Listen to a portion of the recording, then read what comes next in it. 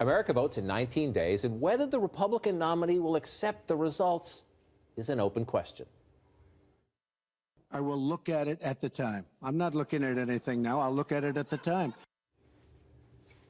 What isn't in doubt is that Hillary Clinton enters this post-debates 2016 stretch in a commanding position, scored the winner of all 3 debates, holding a giant lead in the polls nationally, significantly more money in the bank, that was significantly, speak English, and a superior organization as the focus turns to early voting and to turnout. So it's been a year, and now we have finished our last debate, and I'm feeling, both relieved and very grateful. No more debates, no more naps. Making a joke there, no more naps. Donald Trump would mock her, saying she's not really prepping for the debate. She's off the trail. It's a fascinating to call around this morning to get a different pulse on the Democratic side and the Republican side. There is a sense of gloom on the Republican side, not just about Donald Trump's chances, but about the potential impact down ballot. Let's just go around the table for sort of where we go from here. 19 days. I don't know that the gloom started last night, though, with Republicans. They were pretty pessimistic even going into the debate that Donald Trump could do enough to make up all the ground that he's lost, and he didn't. He had a pretty good debate for 30 minutes, and then it sort of went off the rails again. There's no indication that he wants to expand the map right now and expand beyond his base based on his message. It was the last best opportunity to stop the bleeding, or whatever metaphor you want to use, and he didn't do it. So the reality here is every day that passes by, more votes are cast. Right. So we talk about 19 days. It's not really true in a lot of places, a lot of swing states. It is happening now, as we like to say here at CNN. So this really is a good moment for the Clinton campaign to capture this, what's happening right now in the bottle and banks those votes. A lot of people are ready for this election to be over, so they are going to vote early. This is where a ground game comes into play. So Republicans are completely dismayed, particularly those Senate races. The Senate now is the central focus here, and it's in jeopardy. But Jackie's dead right. They were down going into this debate. But the idea that the Republican nominee, a major party, take the party out of it, a major party nominee for president would not do what has been done forever, essentially respect the process. Yeah. And they draw the Al Gore comparison. If it's 537 votes, if there are questions on election day,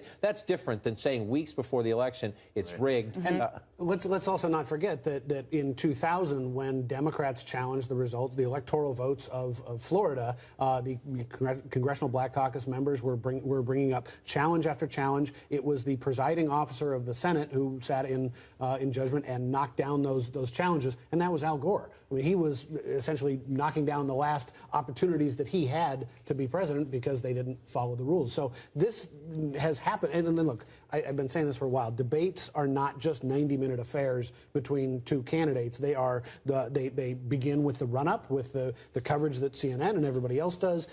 They end with the several days afterwards and what we're talking about. And what we're talking about today is one major party's candidate saying that he will not necessarily accept the results of a free and fair election. And his staff trying to clean it up. His vice presidential nominee was on our air just before the debate saying, no, we'll accept the results of the election. Then Donald Trump says, maybe not. And that's what I think was so interesting afterwards was Kellyanne Conway coming out telling Dana that they would accept the results of the election. Reince Priebus telling me that win or lose, Donald Trump is going to accept the results. Okay, well, who's going to tell Donald Trump that? If he wants to contest this on the evening of November 8th, who's going to be the one who says, look, you can keep fighting, but you're not going to get the votes? Is that going to be Kellyanne? Is it going to be Reince? And the biggest lesson there for anybody out there watching is this: I think you have to believe what Donald Trump says, right? He's the candidate. Right. So in this time when you have 19 days and all these states to cover, can any surrogate for Donald Trump, can you believe that what they're saying is actually the candidate's opinion? If it's about these big things, it's important. I want to bring in today's mystery. Donald Trump just a little while ago tweeted this. Why didn't Hillary Clinton announce that she was inappropriately given the debate questions? She secretly used them. Crooked Hillary. Now, important context. I've reached out to the Trump campaign. Haven't heard back yet. I'll check in a minute when someone else is talking. Our producer on the ground with Donald Trump in Ohio reached out to the Trump campaign. They haven't. Is he talking about Chris Wallace of Fox News last night, the moderator, who did a very good job last night, we should say?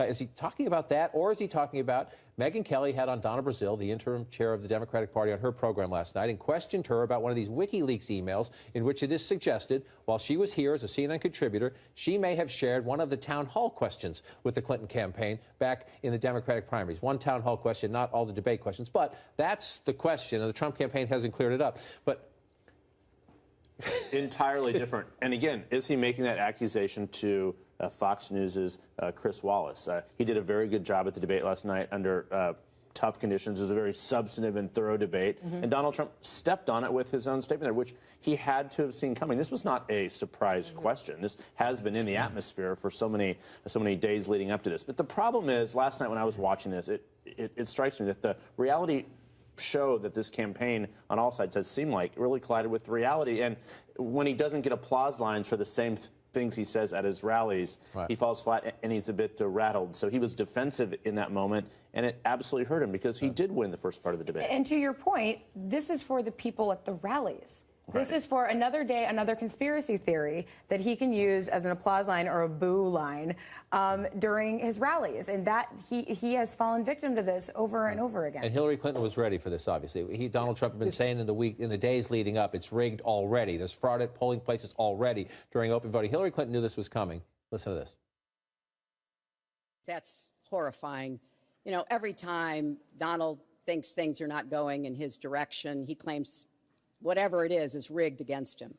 The FBI conducted a year-long investigation into my emails. They concluded there was no case. He said the FBI was rigged. There was even a time when he didn't get an Emmy for his TV program 3 years in a row, and he started tweeting that the Emmys were rigged against him. Should have gotten it. This is a mindset. This is how Donald thinks. And it's funny, but it's also really troubling. Okay. You know, that is not the way our democracy works. In terms of scouting your opponent and knowing how to get under his skin, you have to give her credit, whether you like her politics or not. I thought it was very clever of her to take one of her biggest weaknesses, the fact that the FBI investigated her email practices, and wrap them into a critique of Donald Trump and his and this sort of the fact that he didn't get an Emmy one year. And what that illustrates to me, once again, is that preparation matters. Right. One of these candidates came out prepared from start to finish, and as Clinton has in most of these debates, she didn't really have a major stumble last night. And Donald Trump came out, as Jackie said, pretty prepared for the first third, maybe even the first 40 minutes, and then everything sort of went off the rails. But there was no better illustration of that. With Chris Wallace's last question, he said, you guys did not agree to do a closing statement, but give a closing statement anyway. Hillary Clinton had a very easy 1-minute answer that was essentially, please vote for me, here's why.